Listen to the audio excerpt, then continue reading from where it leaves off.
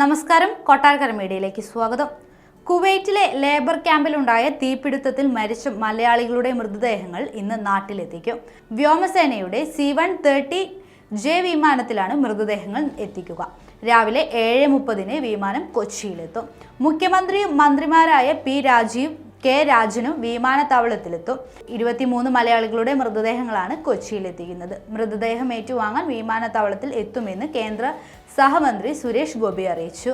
വിമാനത്താവളത്തിലെത്തിക്കുന്ന മൃതദേഹങ്ങൾ പ്രത്യേക ആംബുലൻസുകളിൽ വീടുകളിലേക്ക് കൊണ്ടുപോകും. Tamil Nadu, Karnataka സ്വദേശികളുടെ മൃതദേഹങ്ങളും കൊച്ചിയിലെത്തിക്കും.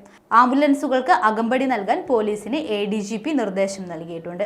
Arun Babu, Nithin Koothur, Thomas Oommen, Mathew Thomas, Akash S. Nair, Ranjith, Saju Varghese, Kelu Ponmaleri, Stephen Abraham Sabu, MP Bahulayan, Purakkal Nuh, Lukose Sabu, Sajan George, PV Muraleedharan, Viswas Krishnan, Shameer Umaruddin, Sreehari Pradeep, Binoy Thomas, Sreejesh, Thankappan Nair, Sumesh Pillai Sundaran, Aneesh Kumar Unnankandi, Sibin Thevaroth Abraham, Shibu Varghese എന്നിവരാണ് മരിച്ച മലയാളികൾ.